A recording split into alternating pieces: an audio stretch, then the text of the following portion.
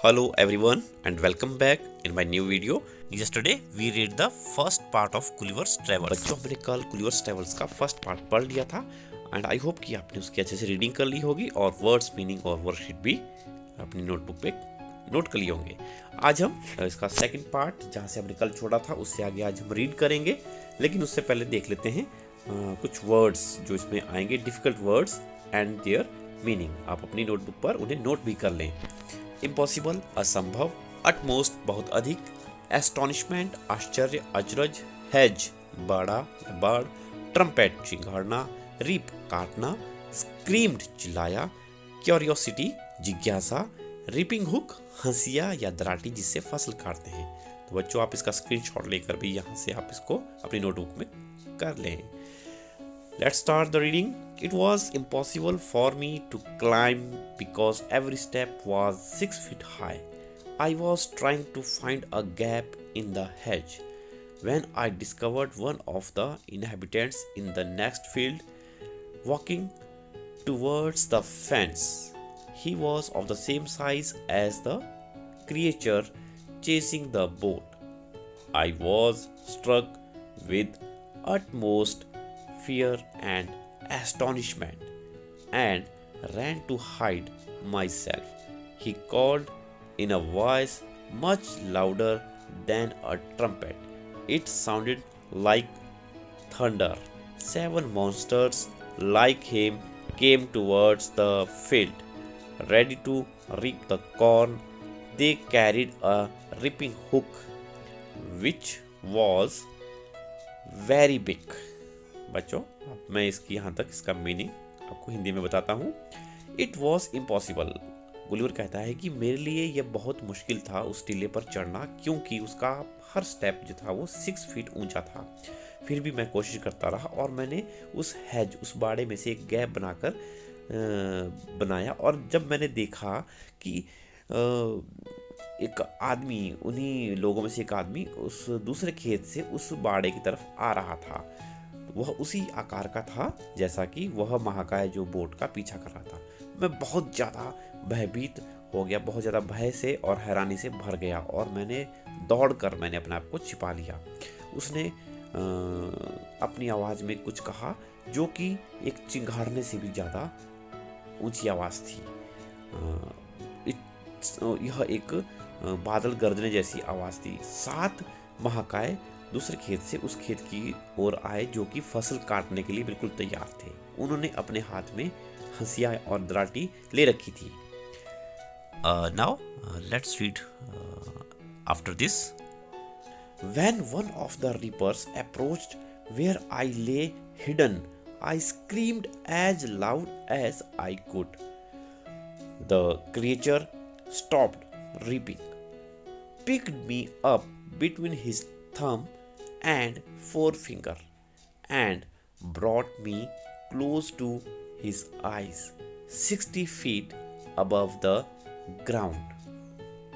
उसके बाद उनमें से जब एक फसल काटने वाला काटते काटते मुझ तक पहुंचा, अप्रोच्ड मतलब पहुंचा, जहां मैं छिपा हुआ था। आई ले हिडन मतलब जहां मैं छिपा हुआ था वहां तक पहुंचा तो मैं जोर से चिल्लाया, जितनी जोर से मैं चिल्ला सकता था। एज लाउड एज मतलब जितनी जोर से मैं चिल्ला सकता था। तो वह जीव फसल काटते काटते रुक गया। उसने मुझे अपने अंगूठे और 4 फिंगर जो होती है अंगूठी, उसके साथ उसके दोनों में मुझे पकड़कर ऊपर उठाया, ग्राउंड से 60 फुट ऊपर मुझे उठाया अपनी आंखों के नजदीक देखने के लिए। He looked at me with curiosity and blew my hair aside to get better view of my face. He called his friends and gently placed me on the ground. They all sat on the ground to take a good look at me. उसने बड़ी जिज्ञासा से मुझे देखा, जिज्ञासा से देखा और मेरे चेहरे पर जो बाल आए थे उनको हवा से फूंक से उड़ाया ताकि उसे मेरा चेहरा अच्छे से दिखाई दे। उसने अपने दोस्तों को बुलाया, अन्य जो बाकी जो दोस्त मित्र थे उनको बुलाया और मुझे जेंटली मतलब बेटा आराम से जेंटली का मतलब होता है आराम से, और आराम से मुझे प्लेस्ड मी रख दिया, जमीन पर रख दिया। They all set on the ground to take a good look at me. वे सभी ग्राउंड पर बैठ गए और ताकि मुझे देखने के लिए वो सभी ग्राउंड पर बैठ गए। तो बच्चों आज हम यहाँ तक ही इस लेसन को रीड करेंगे। अब हम इसमें आने वाली जो एक्सरसाइज है उनको मैं सॉल्व करके आपको बताऊंगा और आपने उसको वर्कशीट पर नोट कर लेना है। There are 3 questions in your worksheet. आपकी वर्कशीट में कुल 3 क्वेश्चंस हैं। हम उनको डिस्कस करेंगे और उनका मैं आपको आंसर भी बताऊंगा, उनको आप यहाँ से देखकर सॉल्व कर लें। Question number 1, right the meaning of the following words: utmost, astonishment, hedge, trumpet, curiosity, ripping hook. तो बच्चों मैंने शुरू में ही इन सभी वर्ड्स के मीनिंग बता दिए हैं, आप वहाँ से इनको नोट कर सकते हैं। The second question, choose the correct answer. The giant carried a reaping hook because he was fighting with the other giants. B, he was going to reap the corn. C, he wanted to frighten Gulliver. महाकाय व्यक्तियों ने जो ripping hook था, दराटी थी, वो क्यों ले रखी थी? कि वो मतलब इसका जो राइट आंसर है, वो जो करेक्ट ऑप्शन है वो है option B, he was going to reap the corn. Now the second question, they put Gulliver on the ground to look at him because उन्होंने गुलिवर को ग्राउंड पर रख दिया था क्योंकि they had never seen a human before. B, they thought he was a doll. C, they had never seen such a tiny man. उन्होंने आदमी कभी नहीं देख रखा था पहले, उन्होंने सोचा कि यह कोई गुड़िया है। सी, कि उन्होंने इतना छोटा आदमी पहले कभी नहीं देखा था। द करेक्ट आंसर जो ऑप्शन है वो हम यहाँ पे लिख रहा हूँ मैं आपको, और वो लिखेंगे दे had never seen such a tiny man. तो इसमें इसका आंसर जो है वो ये है। Third, Gulliver was a farmer, a seller, a dwarf, a giant.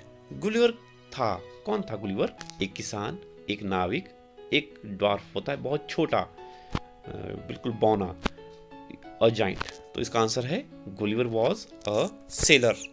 Gulliver एक सेलर था। Question number 3, name the creature to whom you would look like Gulliver. The creature is now extinct. The word begins with the letter D. बच्चों आप उस महाकाय प्राणी का नाम लिखो जिसको आप गुलिवर की तरह देखोगे। मतलब यह है कि जिसके सामने आप गुलिवर की तरह लगोगे। और अब वह प्राणी इस दुनिया में नहीं है, विलुप्त हो चुका है, खत्म हो चुका है। तो उसका नाम जो है डी से शुरू होता है। हाँ, आप सही समझ रहे हैं। The answer is dinosaur.